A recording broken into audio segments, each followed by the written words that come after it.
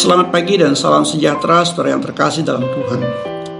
Renungan kita pagi ini diambil dalam kitab Kisah Para Rasul pasal 24 ayat 1-27 dengan tema melayani dengan hati nurani yang murni.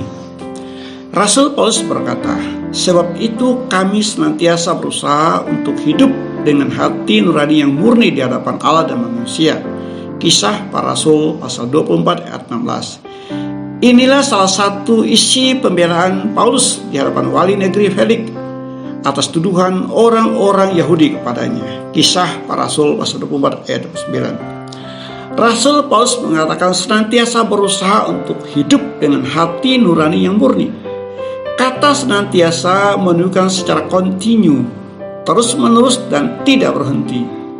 Hati nurani dalam kamus bahasa Indonesia berarti hati yang telah mendapat cahaya Tuhan.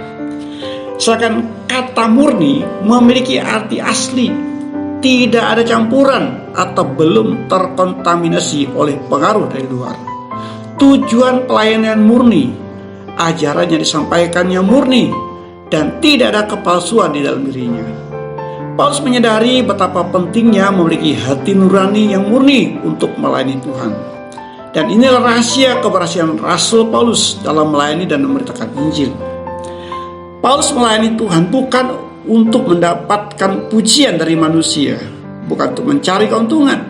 Sekalipun Paulus memiliki kesempatan, karena Paulus juga adalah manusia yang memiliki kelemahan. Namun Paulus berkata, "Sebab kami tidak sama dengan banyak orang lain yang mencari keuntungan dari firman Allah. Sebaliknya dalam Kristus kami berbicara sebagaimana mestinya dengan maksud-maksud murni atas perintah Allah dan di hadapannya." 2 Korintus pasal 2 ayat 17. Jelas itu bukan tujuannya. Dalam menghadapi berbagai persoalan, ancaman bahaya yang kerap kali dihadapinya juga tidak membuat Paulus putus asa dan tidak membuat Paulus melarikan diri dari pelayanan yang telah Tuhan percayakan kepadanya. Motivasi Paulus murni semata-mata ingin menyenangkan hati Tuhan, bukan menyenangkan hati manusia.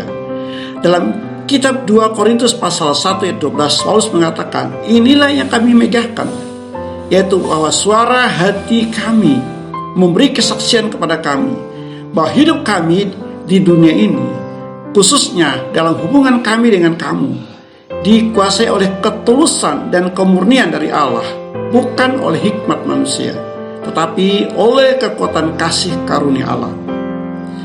Karena berdasarkan hati nurani yang murni, Paulus mampu menghadapi berbagai dakwaan atau tuduhan yang dituduhkan kepadanya oleh orang-orang Yahudi di hadapan Felix, wali negeri di Kaisaria. Ini bukan pertama kalinya Paulus dituduh, melainkan sudah sekian kalinya. Namun Paulus tetap tidak goyah, tidak gentar, dan tidak meninggalkan pelayanannya.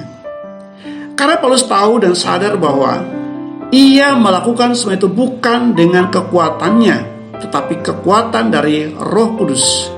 Paulus sadar bahwa dia menjaga kemurnian hatinya agar dia dapat berkenan kepada Tuhan, menyenangkan hati Tuhan. Saudara yang dikasihi Tuhan, bagaimana dengan kita? Apakah kita memiliki hati nurani yang murni melayani dan ikut Tuhan? Atau adakah kita memiliki hati yang tulus, yang sungguh-sungguh mengikut Tuhan? Atau sebaliknya, motivasi kita dalam melayani dan mengikut Tuhan akan diuji dengan berjalannya waktu, diuji dengan berbagai tantangan hidup. Disitulah yang menentukan kemurnian hati kita. Karena banyak orang salah dalam ikut Tuhan ketika berada dalam masalah, bukan bertahan, melainkan lari meninggalkan Tuhan. Dalam renungan kita pagi ini, Paulus memberikan kita contoh atau teladan dalam menghadapi berbagai situasi yang sulit. Dia tidak goyah dan tidak meninggalkan Tuhan. Satu kata kunci, dia melayani dengan hati nurani yang murni. Dan dikatakan Rasul Paulus mampu meyakinkan Felix akan kebenaran. Kisah Rasul pasal 24 ayat 22-26. Saudara yang dikasih Tuhan, marilah kita memiliki hati nurani yang murni, hati yang menyukakan Tuhan dan menyukakan sesama. Galatia pasal 1 ayat 10 mengatakan, jadi bagaimana sekarang? Adakah aku cari kesukaan manusia atau kesukaan Allah? Adakah aku coba berkenan kepada manusia? Sekiranya aku masih mencoba berkenan kepada manusia, maka aku bukanlah hamba Kristus. Selamat beraktivitas, Tuhan memberkati.